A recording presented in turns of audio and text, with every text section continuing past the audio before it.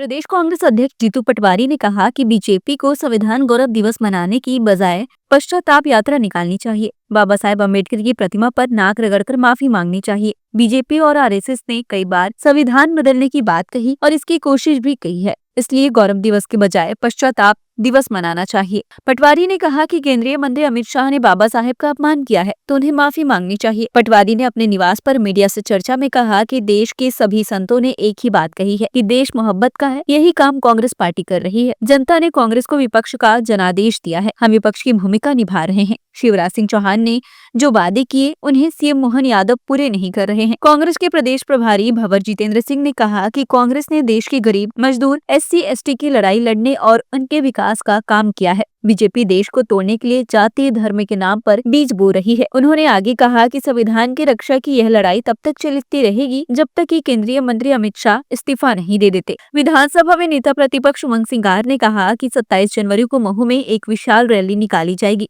सबका सम्मान, सबके अधिकार, सबकी अभिव्यक्ति ही कांग्रेस की राय है। कांग्रेस हमेशा ही आम जनता के लिए खड़ी है। आरएसएस और भारतीय जनता पार्टी के सैकड़ों ऐसे उदाहरण हैं जिन्होंने संविधान पर सवाल उठाए और समय समय पर आरक्षण को भी चुनौती दी।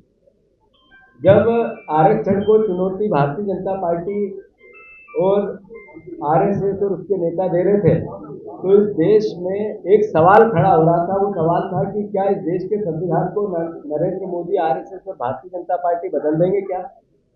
तब राहुल गांधी जी ने एक सामाजिक क्रांति की, एक राजनीतिक क्रांति की और संविधान की पुस्तक हाथ में ली और उन्होंने देश के सामने संविधान बचाने की अपील की, जिसके के कारण 234 सीट पर भारतीय जनता पार्टी सिमट गई, 240 सीट पर सिमट गई।